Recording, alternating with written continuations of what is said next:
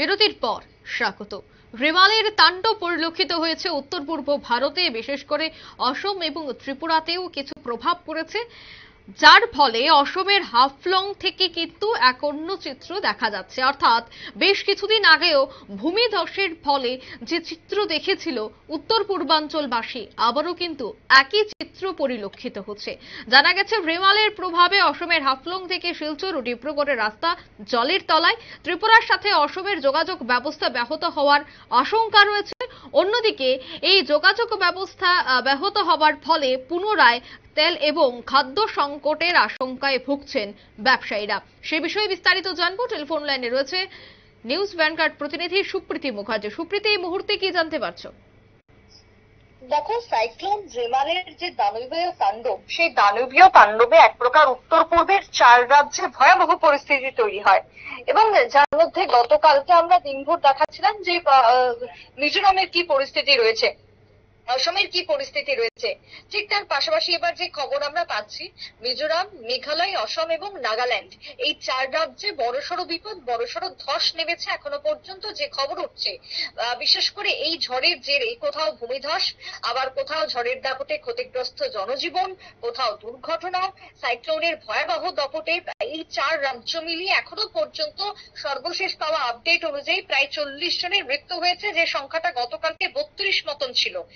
তাই সেক্ষেত্রে তোমার দাঁড়িয়ে এই যে 4 রাজ্যে ভয়াবহ পরিস্থিতি, তাতে করে অসম থেকে যে খবর উঠে আসছে, অসমের রেমালের দাপটে আমি আপাতত যদি বলি, রেলের দিকে যদি যাই, রেলের ক্ষেত্রে অসমের কামরূপ, অসমের মেরিগাঁও, অসমের কামরূপ মেট্রো থেকে শুরু করে একাধিক জায়গা ক্ষতিগ্রস্ত এখন এমনটাই খবর। গাছপুরে এবার যদি বলি, অসমে বৃদ্ধ থেকে শুরু করে পড়ুয়ার মৃত্যু, ব্যাহত জনজীবন।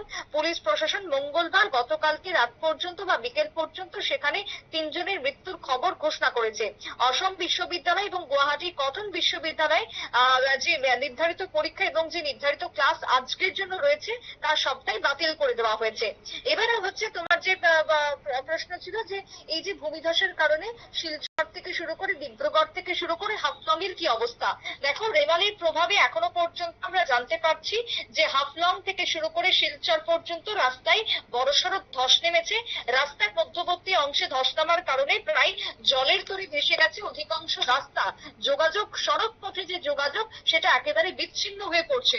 অন্যদিকে ডিব্রুগড়ের দিকে যদি তাকাই, সেক্ষেত্রে রেলের ক্ষেত্রেও একটা বড়সড় প্রভাব পড়েছে। ডিব্রুগড়ের ক্ষেত্রেও রাস্তা থেকে শুরু করে রেল, সড়ক থেকে রেল যোগাযোগ সবটাই এখন বিপদের মুখোমুখি দাঁড়িয়েছে। এবারে অসমের সঙ্গে যেহেতু ত্রিপুরার একটা যোগাযোগ ওতপ্রোত ভাবে রয়েছে, সড়ক পথে হোক, রেল পথে হোক বা আকাশ পথে হোক, সেই যোগাযোগের ক্ষেত্রে একটা বিরাট প্রভাব পরিলক্ষিত হচ্ছে। বিশেষ করে এই যে হাফলং থেকে শিলচর বা ডিব্রুগড়, এই প্রত্যেকটা রাস্তা কিন্তু তোমার কানেক্ট করছে ত্রিপুরার সঙ্গে, কানেক্ট করছে মিজোরাম, মেঘালয়ের সঙ্গে। ত্রিপুরার যখন চুড়াইবাড়ি থেকে বের হয়ে যাচ্ছি, তারপরেই কিন্তু এই অসম হাইওয়েই আমরা ধরে নিচ্ছি। সেই যে রাস্তাগুলি রয়েছে, এই রাস্তাগুলোতে ভূমিধসের কারণে, পাথর ধসের কারণে বড়সড় বিপত্তি হয়ে দাঁড়িয়েছে, রাস্তা বন্ধ হয়ে যাচ্ছে। সেই কারণে এখন আশঙ্কা দেখা দিয়েছে রাজ্যে পুনরায় তেল সংকটের। আবারও কি তাহলে জ্বালানির সংকট তৈরি হবে, আবারও কি পেট্রোল ডিজেলের সংকট তৈরি হবে, এই আশঙ্কা কিন্তু এখন করছেন ইতিমধ্যে ব্যবসায়ীরা। তার সঙ্গে খাদ্যের সংকটের কথাও কিন্তু এই মুহূর্তে ঘোষণা করা এক প্রকার তোমার আলোচনার মধ্যে রয়েছে।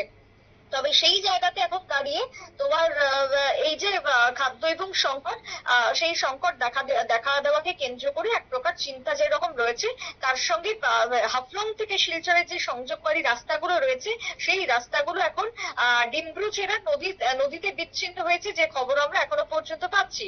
অন্যদিকে তোমার এই সমস্ত ক্ষেত্রে ইতিমধ্যে দ্রুত গতিতে কাজ চলছে, উদ্ধার কাজে নেমে পড়েছে স্থানীয় প্রশাসন এবং বিপর্যয় মোকাবিলা বাহিনী।